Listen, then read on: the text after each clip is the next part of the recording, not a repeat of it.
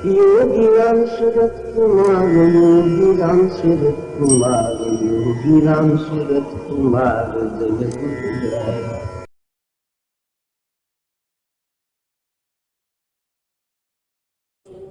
தினம் தினம் இந்த நாமத்தின் மகிமையை பற்றி பல அனுபவங்களை பார்த்து வருகிறோம்.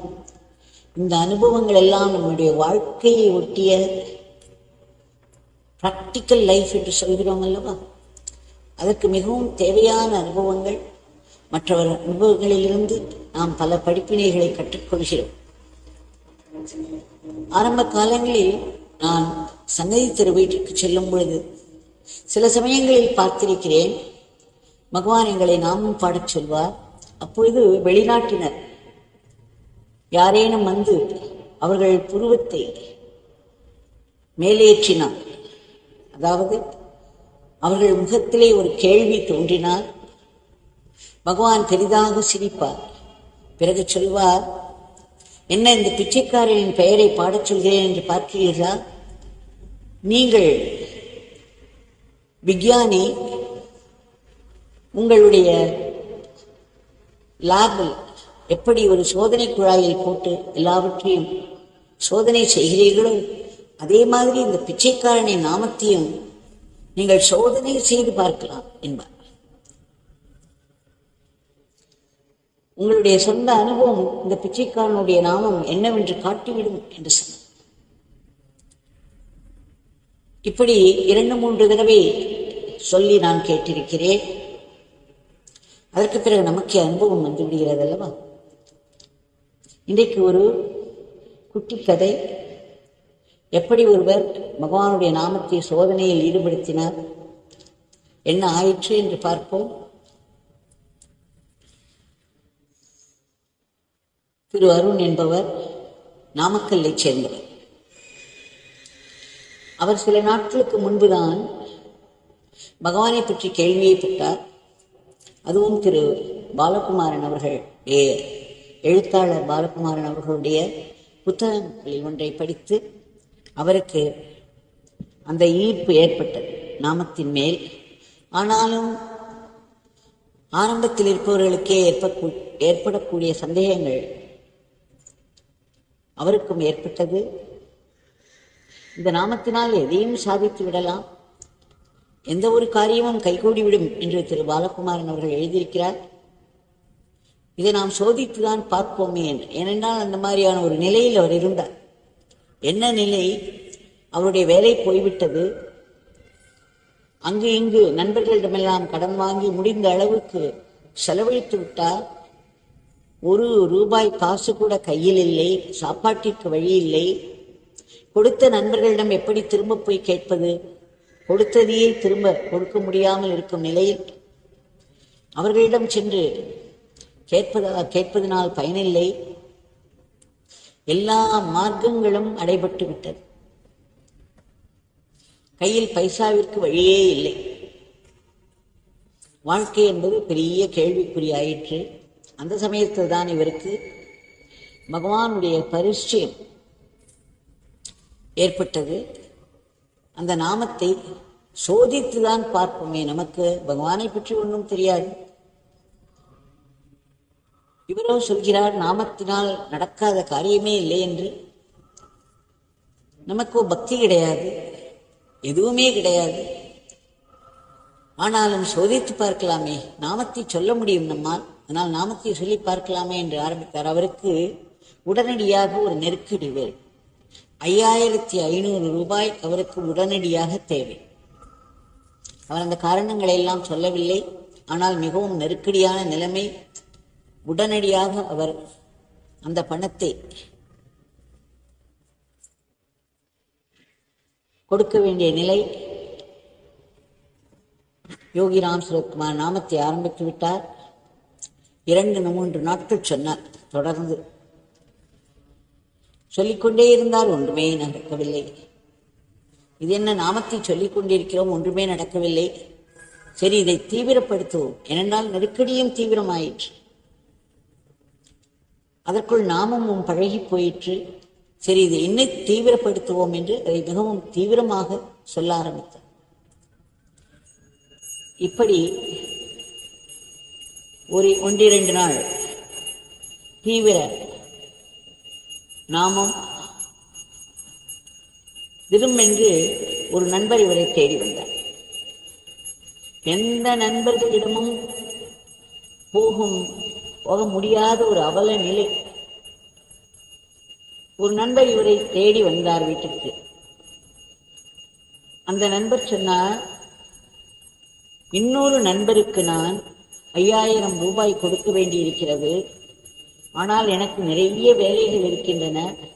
இந்த 5000 ரூபாயை நீ எடுத்துக்கொண்டு போய் இந்த நண்பரிடம், நீ வேலையில்லாமல் சும்மாதானே இருக்கிறாய், எனக்காக இந்த உதவியை செய், 5000 ரூபாய் எடுத்துக்கொண்டு, அந்த நண்பர் நேற்றே கேட்டார், இதை கொண்டு போய் அவருடைய கையில் கொடுத்து விட்டு வா என்று சொல்லி ஒரு 500 ரூபாயை எடுத்து, இதை நீ வைத்துக்கொள், நீ அங்கு சென்று கொடுத்து விட்டு வர வேண்டும், இது உனக்கு அதற்கான கூலி என்பது போல் சொல்லிவிட்டார்.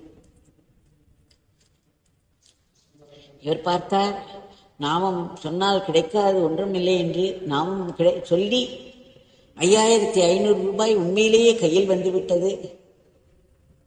ஆனால் என்ன விசேஷம், இந்த 5000 ரூபாய் இப்பொழுது கைவிட்டு போகப் போகிறது. சரி, இன்னும் நாமத்தை நாம் தீவிரமாக்க வேண்டும். இப்படி நாம் நினைப்பதே ஒரு பேரருள்.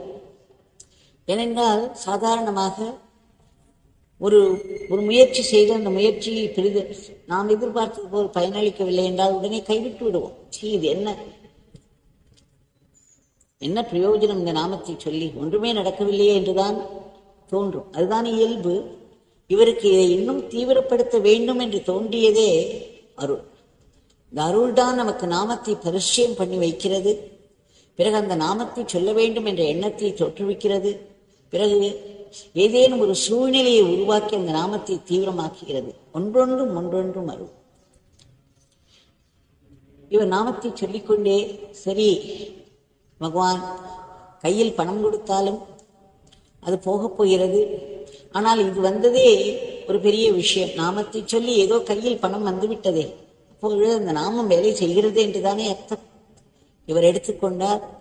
அந்த நண்பர் இருக்கும் இடத்திற்கு சென்று அந்த நண்பரிடம் சொன்னார், இன்னார் வந்து இந்த 1000 ரூபாயை உங்களிடம் கொடுக்க சொன்னார்கள், இந்தார்கள் என்று கொடுத்தார். அந்த நண்பர், அடடா கொடுத்து விட்டாரா, நேற்றைக்கே தான் அதற்கு எனக்கு மிகவும் தேவை இருந்தது, அதன் பிறகு எப்படியோ அந்த தேவை நீங்கிவிட்டது, நீ பாவம் கஷ்டத்தில் இருக்கிறாய், நீ இந்த 500 ரூபாயை எடுத்துக்கொள், உனக்கு எப்பொழுது முடியுமோ அப்பொழுது திருப்பி தரலாம் என்று கூறிவிட்டார். இவரால் நம்பவே முடியவில்லை. திடுக்கிட்டு போனார். இது என்னது, நாமம் வேலை செய்கிறது ஆரம்பித்து விட்டதே என்று நினைத்தோம், நாமம் வேலையை முடித்து கொடுத்து விட்டதே என்று. கடனாயினும் இவருடைய நெருக்கடிக்கு ஒரு நண்பர் இவர் பணம் வாங்கி இவர் எளிதில் திருப்பி கொடுக்க மாட்டார் என்று தெரிந்தால் பரவாயில்லை, என்னுடைய தேவை முடிந்து விட்டது.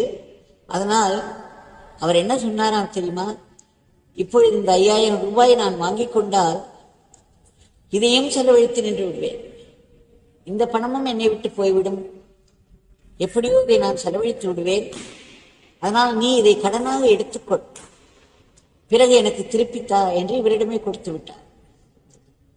ஆக இப்பொழுது கையில் 5500 ரூபாய் வந்துவிட்டது.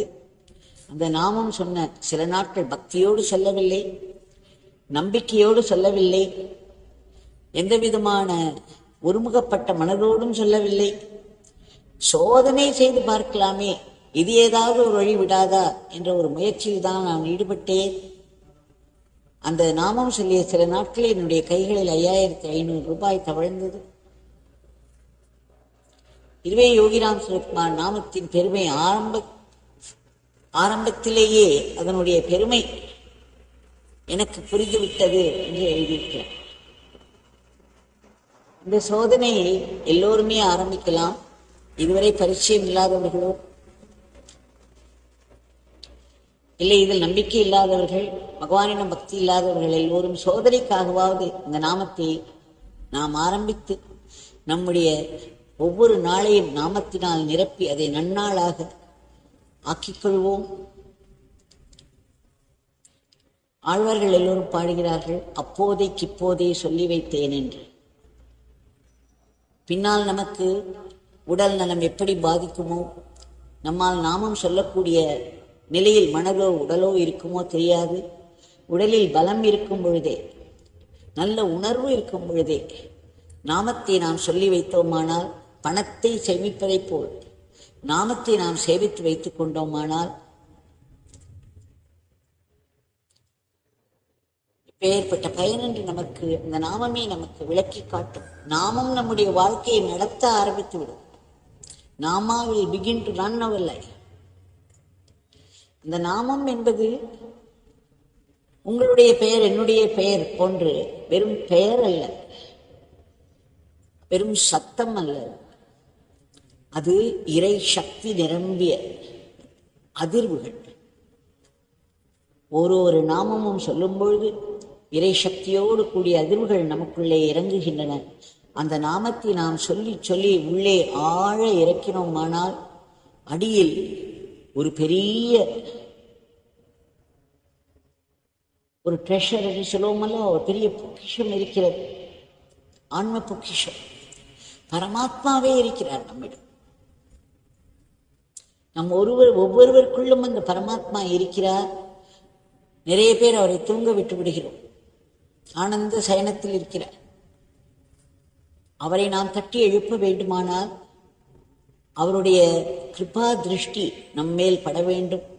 இந்த நமக்குள்ளிருக்கும் பரமாத்மா தான் நம்முடைய குருவினுடைய உருவம் எடுத்து நம்மிடம் வந்து நம்மோடு விளையாடி நமக்கு பேருண்மைகளை எல்லாம் உணர்த்திவிட்டு போகிறார்.